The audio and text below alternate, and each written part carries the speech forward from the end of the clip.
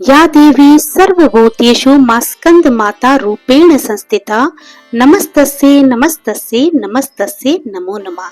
राधे राधे भक्तों, आपका आज का दिन शुभ और मंगलमय हो और माँ स्कंद माता की कृपा आप पर सदा सर्वदा बनी रहे।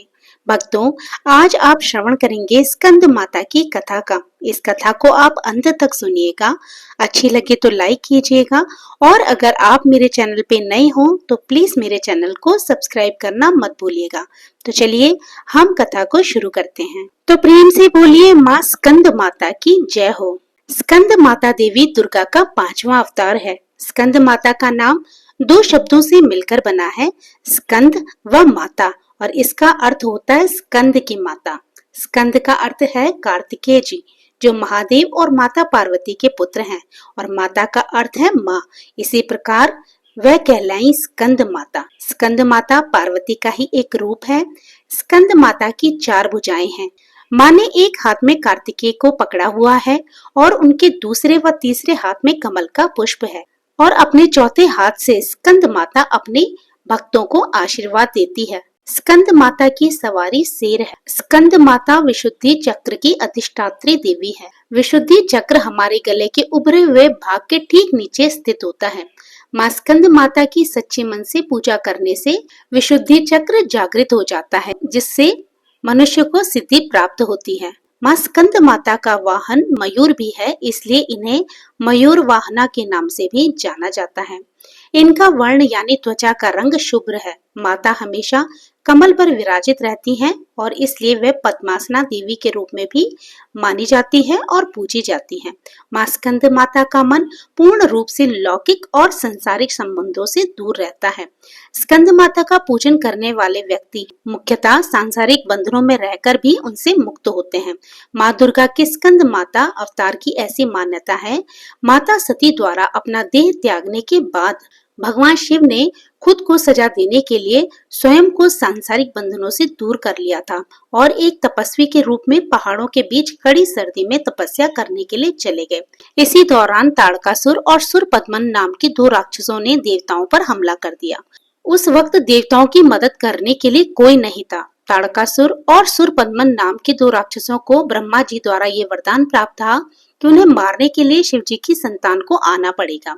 उन राक्षसों ने चारों ओर कलह का माहौल बना दिया और अपने आसपास हर किसी को वह परेशान कर रहे थे।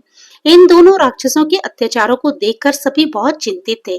तब सभी देवगण भगवान विष्णु के पास गए और उन्हें अपना दुख सुनाया, परंतु विष्णु जी ने उनकी कोई मदद नहीं की। विष्णु जी से मदद न मिलने पर देवताओं ने नारद जी के पास जाने की सोची। उन्होंने नारद जी से कहा कि यदि वे माता पार्वती से भगवान शिव को पति रूप में पाने के लिए तपस्या करने को कहेंगे, तब शायद भगवान शिव उनसे विवाह कर लेंगे और उनके मिलन से महादेव की संतान जन्म लेगी, जो उन राक्षसों का वध कर सकेंगी। इसलिए नारद जी के कहे अनुसार माता पार्वती ने भगवान शिव को पति के रूप में पाने के लिए घोर तपस्या की। क्योंकि माता पार्वती सती का ही पुनर्जन्म थी और वह हमेशा से ही शिव को अपने पति के रूप में पाना चाहती थी, इसलिए नारद जी के कहे अनुसार माता पार्वती ने भगवान शिव को पति के रूप में पाने के लिए घोर तपस्या की और उनकी भक्ति से प्रसन्न होकर भगवान शिव ने उनसे विवाह करने का निर्णय लिया। विवाह के पश्चात माता पार्वती और भगवान शिव की ऊर्जा से एक बीज का जन्म हुआ। बीज के अत्यधिक गर्म होने के कारण उसे अग्निदेव को सरवाना नदी में सुरक्षित रखने के लिए सौंप दिया गया। अग्निदेव भी उसकी गर्मी को सह नहीं पाए, इसलिए उन्होंने इस बीज को गंगा को सौंप दिया, जो उसे आखिर में सरवाना झील में ले गई, जहां माता पार्वती पहले से ही पानी के रूप में मौजूद थी और उस बीज को धारण करते हुए वह गर्भवती हो गई। कुछ समय पश्चात कार्तिकेय ने अपने 6 मुखों के साथ जन्म लिया। कार्तिकेय के जन्म के बाद उन्हें ताड़कासुर और सुरपद्मन का विनाश करने के लिए तैयार किया गया। सभी देवताओं ने मिलकर उन्हें अलग अलग तरीके से ज्ञान दिया और राक्षसों से लड़ने के लिए उन्हें महत्वपूर्ण शस्त्र भी दिए।